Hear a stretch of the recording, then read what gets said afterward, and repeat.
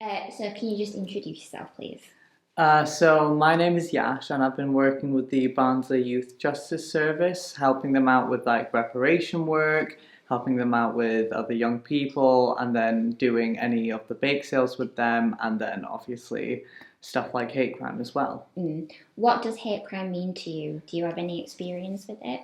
I have had past experience with hate crime, but my definition I'd say for hate crime is um, targeting someone based on a characteristic that is protected within the law. And it doesn't even need to be perceived by the person doing it to the other person or even the victim. It can be a third party, like a witness, if it's passing by on the street.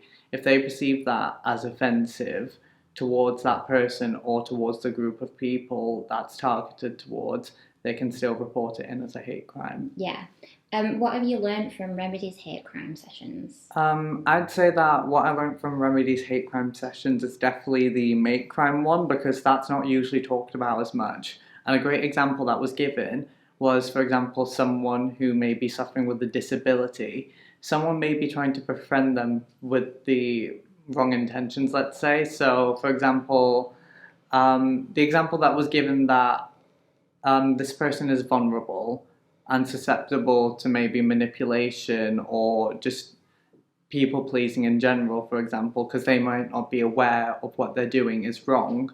So they'll persuade them into maybe giving them uh, their possessions, for example, to just borrow, but then never have to return it, saying, I need more time, I need more this, I need more that.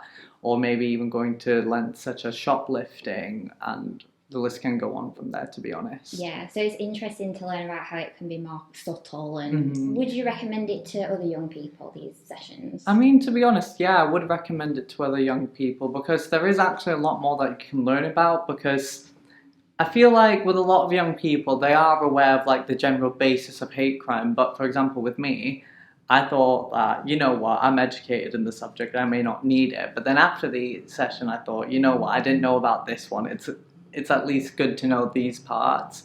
Because when you get a fuller picture about a really controversial topic such as this one, it's it's good for young people to know about it because I mean we have access to the internet and all of that, so it is easier to report in as well.